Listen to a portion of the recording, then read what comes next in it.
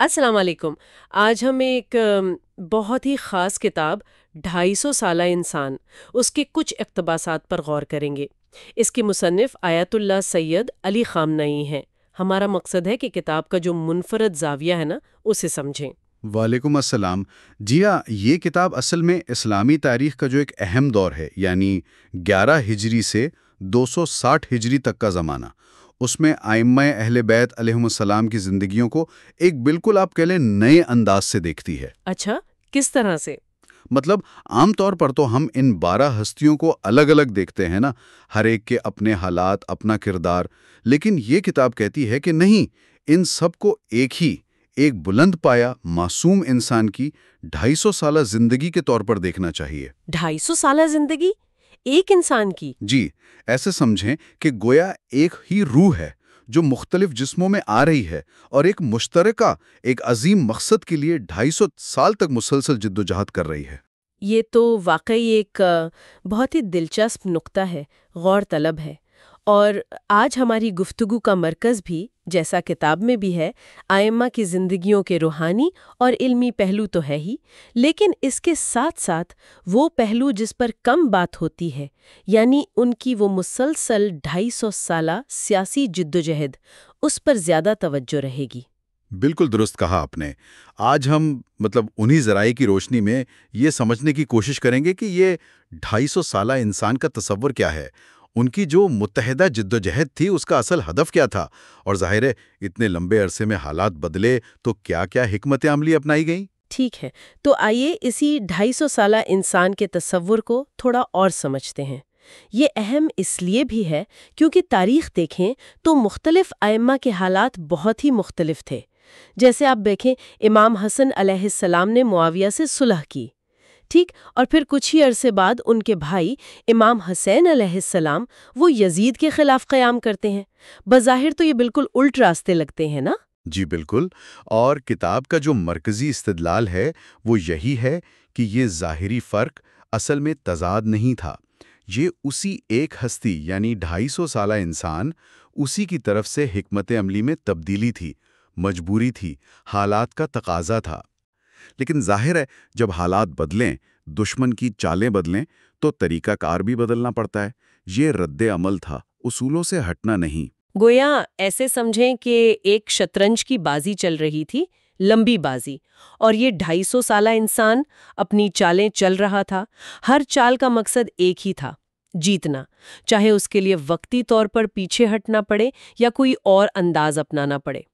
کتاب میں ایک جگہ لکھا بھی ہے کہ فرض کریں کہ ایک ہی انسان ہے جس نے 250 سال عمر گزاری ہے۔ اس انسان نے 11 ہجری میں ایک راستے کی طرف قدم اٹھایا تھا اور 260 ہجری تک اسی راستے کو طے کرتا رہا ہے۔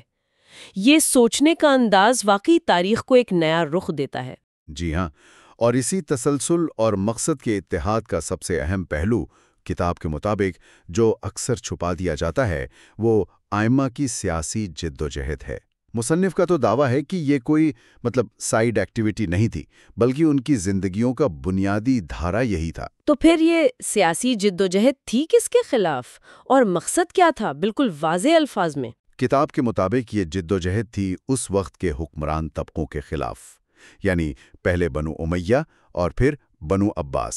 ان پر الزام یہ ہے کہ وہ اسلام کی اصل تعلیمات کو آپ کہیں بدل رہے تھے، تحریف کر رہے تھے اپنے فائدے کے لیے، اور حکومت کو انہوں نے ایک طرح سے موروثی بادشاہت بنا دیا تھا۔ تو ائمہ کا مقصد تھا اس تحریف کو روکنا اور اسلام کا جو صحیح تصور حکومت ہے، یعنی امامت اللہ کی طرف سے مقرر کردہ لیڈرشپ، اسے قائم کرنا۔ ٹھیک جی، اور اس مقصد کے لیے کتاب بتاتی ہے ائمہ نے کئی محاذوں پر کام کیا۔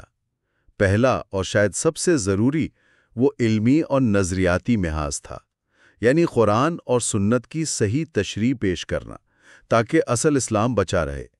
دوسرا، انہوں نے امامت کے آئیڈیا کو واضح کیا کہ بھئی اسلامی معاشرے کی قیادت کا حق کسے ہے اور کیوں ہے۔ اچھا، یعنی یہ بتانا بھی سیاسی عمل تھا؟ بالکل، اس ضرورت کو اجاگر کرنا اپنے آپ میں ایک سیاسی قدم تھا۔ اور تیسرا، ایک بہت ہی منظم اور خفیہ طریقے سے اپنے ماننے والوں کی ایک طرح سے تنظیم سازی کرنا، ان کی تربیت کرنا، تاکہ مستقبل میں جب موقع ملے تو تبدیلی لائی جا سکے۔ کتاب ان تمام چیزوں کو علمی، تبلیغی، تنظیمی، سب کو اسی ایک سیاسی جدوجہد کا حصہ مانتی ہے۔ یہ بات اہم ہے کہ علمی کام کو بھی سیاسی جدوجہد کا حصہ سمجھا جا رہا ہے۔ کتاب اس جدوجہد کی جڑیں کہاں دیکھتی ہے؟ مطلب شروع کہاں سے ہوا یہ سب؟ سل اور اس کی تکمیل قرار دیتی ہے۔ قرآن کی آیت ہے نا، یزکیہم ویعلمہم الکتاب والحکمہ، وہ نبی انہیں پاک کرتا ہے اور کتاب و حکمت سکھاتا ہے۔ تو کتاب کہتی ہے کہ ائمہ دراصل اسی تزکیہ اور تعلیم کتاب و حکمت کے نبوی کام کو آگے بڑھا رہے تھے، جو معاشرے کی پوری اصلاح کے لیے ضروری ہے۔ یعنی نبی اکرم صلی اللہ علیہ وآلہ وسلم کی اپنی زندگی اس جدوجہد کا نمونہ تھی؟ بالکل، کتاب نبی اکرم کی پوری زندگی کو ہی ایک مسلسل جدوجہد کے طور پر دکھاتی ہے۔ آپ کو تو کئی محاذوں پر ایک ساتھ لڑنا پڑا۔ اندر دیکھیں تو منافقین تھے جو اسلام کا نام لے کر اندر سے نقصان پہنچا رہے تھے، باہر دیکھیں تو مکہ کے مشرکین تھے، پھر اس وقت کی جو سپر پاورز تھیں روم اور ایران، وہ بھی چیلنج تھے۔ تو آپ نے حالات کے مطابق حکمت عملی بدلی، کبھی معاہدے کیے جیسے صلح حدیبیہ، قرآن نے اسے فتح مبین کہا، کھلی فتح، حالانکہ بظاہر شرطیں تو مسلمانوں کے خلاف لگ رہی تھیں، اور کبھی ضرورت پڑی تو طاقت بھی استعمال کی۔ اور یہ جدوجہد صرف حکومت کے لیے نہیں تھی، ٹھیک ہے نا؟ نہیں، بالکل نہیں۔ کتاب زور دیتی ہے کہ نبی اکرم صلی اللہ علیہ وآلہ وسلم کا اصل مقصد ایک ایسا معاشرہ بنانا تھا جو علم پر، انصاف پر، محبت اور بھائی چارے پر اور اچھی اخلاقی قدروں پر قائم ہو۔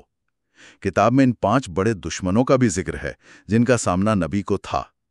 ایک تو جاہلیت کے اثرات جو لوگوں میں باقی تھے، دوسرے منافقین، تیسرے باہر کے دشمن، چوتھے مدینہ کے وہ یہودی قبیلے جنہوں نے معاہدے توڑے، اور پانچواں انسان کی اپنی نقصانی خواہشات جو اسے حق سے روکتی ہیں۔ جی، اور کتاب مثالیں دیتی ہے کہ آپ صلی اللہ علیہ وآلہ وسلم نے ان سب سے کیسے ڈیل کیا۔ مثلا عبداللہ ابن ابی جو منافقین کا لیڈر تھا، اس کے ساتھ آپ کا رویہ اس کی سازشوں کے باوجود بہت حکمت والا، برداشت والا تھا۔ یہی حکمت عملی، یہی برداشت، یہی لمبی سوچ ہمیں پھر بعد میں ائمہ کی زندگیوں میں بھی نظر آتی ہے۔ نبی اکرم کے بعد پھر یہ ذمہ داری امام علی علیہ السلام نے سنبھالی۔ کتاب آپ کو میزان حق کہتی ہے، یعنی حق اور باطل کی کسوٹی۔ آپ کی شخصیت تو اس پوری 250 سالہ کہانی میں مرکزی ہے نا؟ یقیناً، کتاب آپ کے اس 25 سالہ دور پر خاص روشنی ڈالتی ہے جو نبی اکرم کے وصال کے بعد آپ نے بظاہر خاموشی میں گزارا۔ مصنف کہتے ہیں کہ یہ خاموشی کوئی بے عملی نہیں تھی، بلکہ یہ امت کے اتحاد کے لیے، بڑے مقصد کے لیے اپنے ذاتی حق کو قربان کرنا تھا۔ بہت بڑا سیاسی فیصلہ تھا یہ۔ آپ کا وہ قول بھی مشہور ہے نا، جس کا مطلب ہے کہ خدا کی قسم میں تب تک خاموش رہوں گا جب تک مسلمانوں کے معاملات ٹھیک چلتے رہیں اور ظلم صرف مجھ پر ہو۔ یہ آپ کی ترجیح بتاتا ہے۔ اور پھر جب لوگوں کے اصرار پر آپ نے خلافت سنبھالی تو آپ کی ساری کوششیں کیا تھیں؟ نبوی دور کی جو قدریں تھیں انہیں واپس لانا؟ جی بالکل، عدل و انصاف قائم کرنا، بیت المال کو صحیح طرح تقسیم کرنا، گورنروں کا احساب کرنا، کرپشن ختم کرنا، یہ سب آپ کے ایجنڈے پر تھا۔ آپ نظام کو واپس وہیں لانا چاہتے تھے جہاں رسول اللہ صلی اللہ علیہ وسلم چھوڑ کر گئے تھے۔ لیکن اس میں پھر مزاحمت بھی تو ہوئی ہوگی۔ بہت شدید مزاحمت ہوئی ان لوگوں کی طرف سے جو پچھلے 25 سال میں جو تبدیلیاں آئی تھیں ان سے فائدے اٹھا رہے تھے۔ وہ اپنے مفادات کو خطرے میں دیکھ رہے تھے۔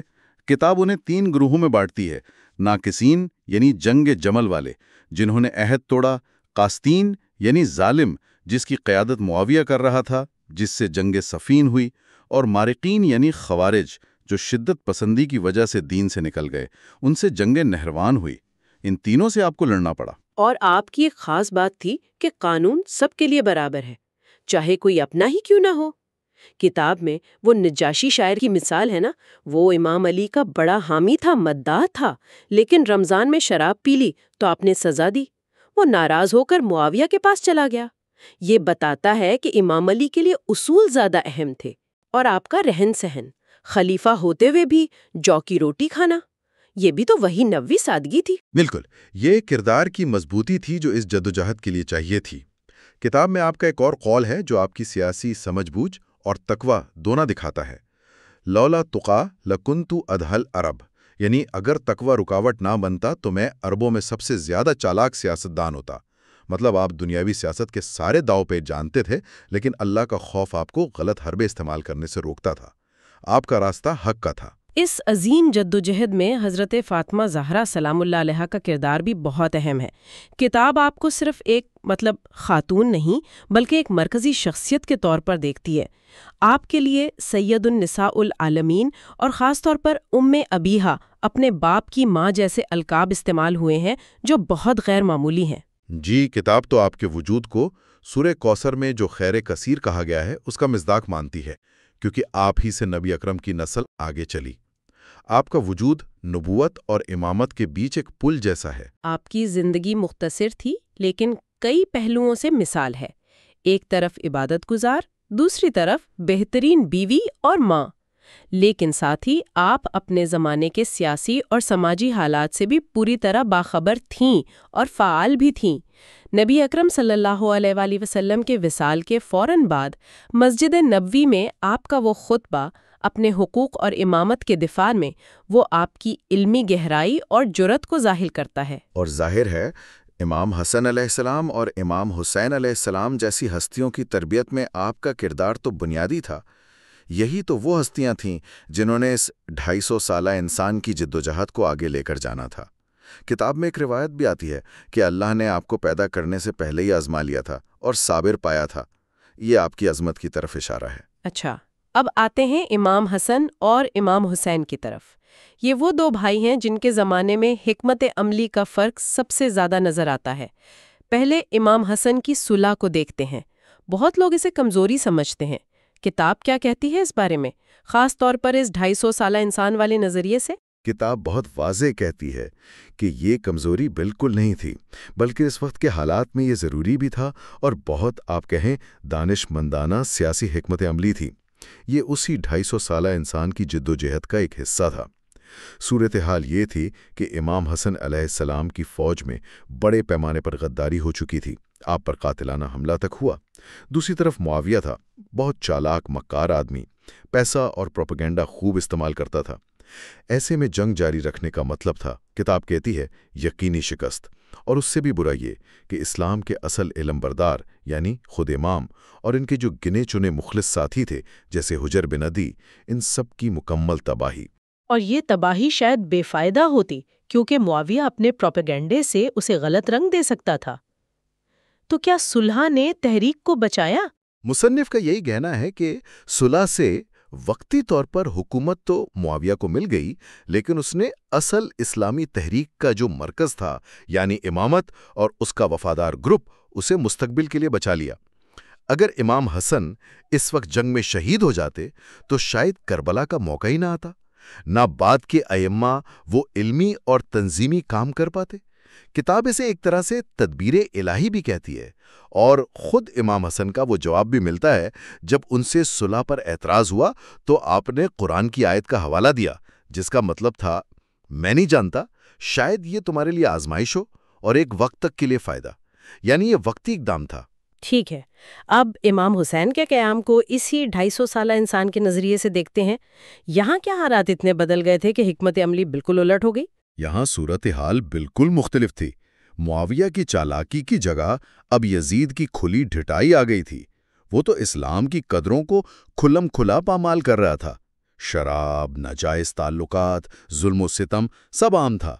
اس نے خرابی کو اتنا ظاہر کر دیا تھا کہ اب اسلام کی بنیادیں ہی خطرے میں تھیں۔ ایسے میں چپ رہنا، کتاب کہتی ہے، خود اسلام کو ختم کرنے جیسا ہوتا۔ اب مصلحت کا وقت نہیں تھا، اب ٹکرانے کا وقت تھا۔ یعنی وہ شرطیں پوری ہو گئی تھیں جن کا ذکر نبی اکرم صلی اللہ علیہ وآلہ وسلم کی حدیثوں میں ہے کہ جب حاکم ظلم کرے، اللہ کے قانون توڑے، حلال حرام کو بدلے، تو اس کے خلاف کھڑا ہونا ضروری ہو جاتا ہے۔ بالکل، اور کتاب امام حسین علیہ السلام کے اپنے خطبات اور خطوط سے یہ واضح کرتی ہے کہ آپ کا مقصد صرف شہید ہونا یا صرف حکومت لینا نہیں تھا۔ یہ چیزیں تھیں ضرور، لیکن اصل مقصد تھا اس وقت کا سب سے بڑا دینی فرض پورا کرنا، امت کی اصلاح، امر بالمعروف و نہی عن المنکر، اور اپنے نانا اور والد کے راستے کو دوبارہ زندہ کرنا۔ یہ اس 250 سالہ انسان کی جدوجہد کا آپ کہہ لیں کلائمیکس تھا۔ اگرچہ ظاہری طور پر حکومت قائم نہیں ہوئی، لیکن آپ کے قیام نے تاریخ بدل دی۔ اس نے اموی حکومت کے چہرے سے وہ اسلام کا نقاب اتار دیا جو انہوں نے پہنا ہوا تھا، اور دنیا تک کے لیے ظلم کے خلاف کھڑے ہونے کی مثال قائم کر دی۔ کتاب اسے بعد کی تمام حق پرست تحریکوں کے لیے ایک روشنی کا مینار کہتی ہے۔ جی ہاں، اور کتاب ان حکمت عملیوں کے فرق کو سمجھنے کے لیے ایک اور کام کرتی ہے۔ وہ اس پورے 250 سالہ دور کو 4 بڑے ادوار میں تقسیم کرتی ہے۔ ہر دور میں ایک غالب حکمت عملی نظر آتی ہے جو اس وقت کے حالات کی وجہ سے تھی۔ جیسے پہلا دور امام علی، حسن، حسین تک وہ نسبتاً کھلے ٹکراؤ کا دور تھا۔ دوسرا دور امام سجاد، امام باقر، امام صادق وہ شدید دباؤ کا تھا، تو اس میں زور علمی بنیادیں مضبوط کرنے، شاگرد بنانے اور پیغام کو دعاؤں وغیرہ کے ذریعے پھیلانے پر رہا۔ تیسرا دور تنظیم سازی کا تھا، نیٹ ورک بنانے کا، اور چوتھا دور عباسیوں کے شدید ظلم میں صبر کرنے اور پیغام کو خفیہ طور پر جاری رکھنے کا تھا۔ یہ تقسیم بھی اسی 250 سالہ انسان کے کردار کی ورائٹی کو دکھاتی ہے۔ کربلا کے بعد تو لگتا ہوگا کہ تحریک شاید ختم ہو گئی، لیکن کتاب امام سجاد علیہ السلام کے کردار کو اس وقت کیسے دیکھتی ہے؟ کتاب امام سجاد کے کردار کو بہت ہی اہم مانتی ہے۔ آپ تو کربلا کے چشمدید گواہ تھے۔ آپ نے اس راکھ سے آپ کہیں تحریک کو دوبارہ زندہ کیا۔ اس شدید گھٹن کے ماحول میں جب تلوار نہیں اٹھا سکتے تھے، آپ نے دعا کا سہارا لیا۔ آپ کی کتاب صحیفہ سجادیہ، جسے زبور آل محمد بھی کہتے ہیں، وہ صرف دعائیں نہیں ہیں، وہ توحید، امامت، اخلاق، اسلامی معاشرت، ان سب کے اعلیٰ ترین مضامین کا خزانہ ہے، جسے آپ نے دعا کے انداز میں محفوظ کر دیا۔ اس کے علاوہ آپ نے خاموشی سے علمی کام اور شاگردوں کی تربیت بھی جاری رکھی۔ اور اسیری کے دوران کوفہ اور شام کے درباروں میں آپ کے اور حضرت زینب کے خطبات، ان کا کردار بھی تو بہت اہم تھا نا۔ یقیناً ان خطبات نے تو یزید کی ظاہری جیت کو اخلاقی ہار میں بدل دیا۔ انہوں نے لوگوں کو بتایا کہ کربلا میں ہوا کیا تھا، امام حسین علیہ السلام کا مقصد کیا تھا، یزیدی حکومت کی اصل حقیقت کیا ہے۔ ان خطبات نے سوئی ہوئی امت کو ہلایا اور کربلا کا پیغام پھیلانے میں بہت بڑا کردار ادا کیا۔ امام سجاد علیہ السلام کا دور اصل میں اس 250 سالہ انسان کی جدوجہد میں ایک نئے فیز کا آغاز تھا۔ لمبی منصوبہ بندی، نظریاتی گہرائی پیدا کرنا اور آگے کے لیے زمین تیار کرنا۔ تو اگر ہم اس ساری بات چیت کو سمیٹیں تو مرکزی خیال کیا بنتا ہے؟ مرکزی خیال یہی ہے کہ کتاب 250 سالہ انسان ہمیں یہ دعوت دیتی ہے کہ ہم ائمہ اہل بیت کے یہ جو تقریباً 250 سال ہیں، انہیں الگ الگ خانوں میں نہ دیکھیں، بلکہ انہیں ایک ہی جڑی ہوئی مسلسل جدوجہد کے مختلف مراحل سمجھیں۔ یہ جدوجہد تھی اسلام کی اصل تعلیمات کو بچانے کے لیے، حکمرانوں کی طرف سے جو دین میں تبدیلیاں کی جا رہی تھی انہیں روکنے کے لیے، اور ظلم کے نظام کے خلاف ایک انصاف والے الہی نظام، امامت کو قائم کرنے کے لیے۔ یہ واقعی ایک بہت طاقتور سوچ ہے۔ اس 250 سالہ انسان کے نظریے سے دیکھیں تو تاریخ کے جو بکھرے ہوئے واقعات ہیں ان میں ایک تسلسل، ایک گہری حکمت عملی نظر آنے لگتی ہے۔ ائمہ کے جو بظاہر مختلف کام ہیں، چاہے امام حسن کی صلح ہو، امام حسین کا قیام یا امام سجاد کی دعائیں، وہ سب اسی ایک لمبے پلان کا حصہ لگتے ہیں۔ جی، اور آخر میں ایک بات سامعین کے سوچنے کے لیے چھوڑتے ہیں جو کتاب کے مجموعی پیغام سے نکلتی ہے۔ کتاب اس بات پر زور دیتی ہے کہ حق اور باطل کی یہ لڑائی اور حقیقی اسلام کے لیے جدوجہد یہ کسی ایک زمانے یا شخصیت تک محدود نہیں، یہ چلتی رہتی ہے مختلف شکلوں میں۔ تو سوال یہ بنتا ہے، اور کتاب اس کا جواب براہ راست نہیں دیتی، مگر سوچنے کو کہتی ہے کہ اس 250 سالہ جدوجہد کے جو اصول تھے، جو مقاصد تھے، جو حکمت عملیاں تھیں، ان سے آج کے دور میں کیا سبق لیا جا سکتا ہے، خاص طور پر جب مسلم معاشروں کو اندرونی اور بیرونی چیلنجز ہیں، یا وہ لوگ جو صحیح مذہبی رہنمائی چاہتے ہیں وہ اس لمبے تاریخی تجربے سے کیسے فائدہ اٹھا سکتے ہیں۔ یہ ایک ایسا سوال ہے جس پر ہر کوئی اپنے حالات کے مطابق غور کر سکتا ہے۔